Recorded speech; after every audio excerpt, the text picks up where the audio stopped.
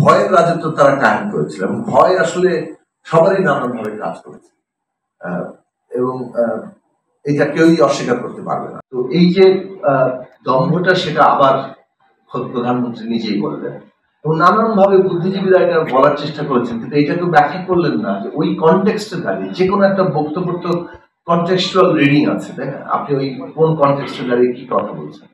যখন মুক্তিযোদ্ধাদের নাতিপুতির সাথে রাজাকারের নাতিপুতির তুলনা করেন, তাহলে মুক্তিযোদ্ধার নাতিপুতির বাইরে যারা আছে সবাই রাজাকারের নাতিপুতি হয়ে যায়। এইটুকু মানে পাঠ নেওয়ার মতো ক্ষমতা আমাদের মোশাহেবদের হারিয়ে গিয়েছিল, যে আসলে আমরা ওইরকম ন্যাক্কারজনক বিবৃতি দেখেছিলাম। ছাত্ররা গায়ে নিয়েছে এবং পলিটিক্যাল রেটরিক আকারে আমরা অনেক সময় বলি, কিন্তু অনেকগুলো রেটরিক এই সংগ্রামে বাস্তবায়িত হয়েছে যে একদিন স্বৈরাচারের পতন ঘটে, জনগণ যখন দাঁড়িয়ে যায় তখন কোন শক্তি তার সামনে দাঁড়াতে পারে না।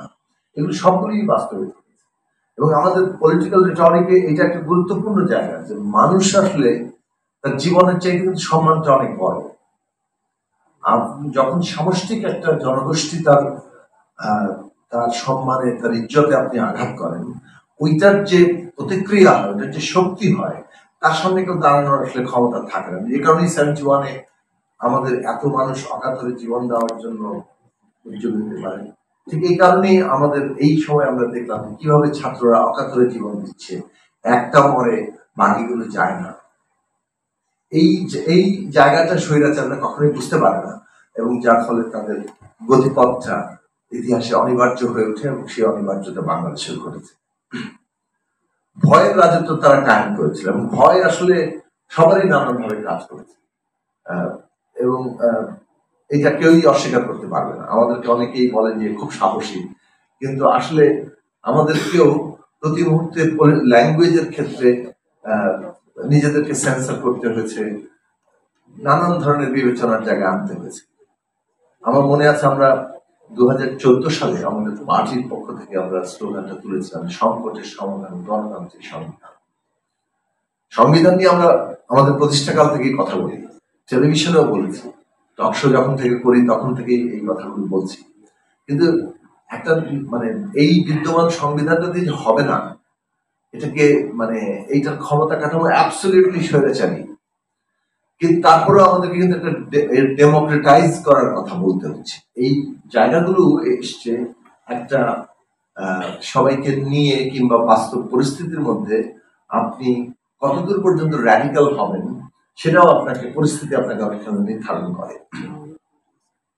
তো আবু সাইদ যখন বুকে গুলি নিয়ে নিল, এই ঘটনাটা আমাদের রাজনীতিতে একটা যতবার ঘটেছে ততবারই একটা অপরাধ বিস্ফোরণ ঘটেছে। 90 সালের আন্দোলনের পেছনে নূর হোসেনের প্রেরণা কাজ করেছে। জেহাদ যখন মারা গেল সর্বদলীয় ছাত্র বিদ্রোহ, ডক্টর মিলান যখন মারা গেলেন, তাকে হত্যা করা হলো, তখন কিন্তু আর এই বিস্ফোরণ থেকে রাখা গেল না। কারণ একটা কোনো মৃত্যু একেবারে পুরো জনগোষ্ঠীকে একটা আবেগীয় বন্ধনে নিয়ে আসে, যেটা 16 তারিখে ঘটে গেল। তো ওইটা যে জমিনের উপরে, এখন এটা তো ঠিকই যে একটা কোটা সংস্কার আন্দোলন কিভাবে এই জায়গায় পৌঁছালো, দাবিটা তো কোটা সংস্কারই ছিল। এমনকি 3 তারিখ পর্যন্ত এক দফায় পৌঁছায়নি, এক দফায় পৌঁছেছি কিন্তু 3 তারিখে আমরা অপেক্ষা করছিলাম। এমনকি আমি নিজে যখন 18 তারিখের পরে করা হলো, সংলাপের কথা বলা হলো, তো ছাত্ররা কখন মানে এই সংলাপ প্রত্যাখ্যান করে সেটার জন্য অপেক্ষা করতে হচ্ছিল। আমরা নিজেরা স্ট্যাটাস দিয়েও পরে ভাবলাম যে ছাত্ররা ডিসাইড করা হচ্ছে, কারণ আন্দোলনটা ওরা নেতৃত্ব দিচ্ছে, তাদেরকে ইম্পোজ করাটা বোধহয় ঠিক হবে না, কারণ পুরো আন্দোলনের জায়গাতে তারা আছে। তো এইটার বিষয়টা আমার কাছে খুব গুরুত্বপূর্ণ মনে হয় যে একটা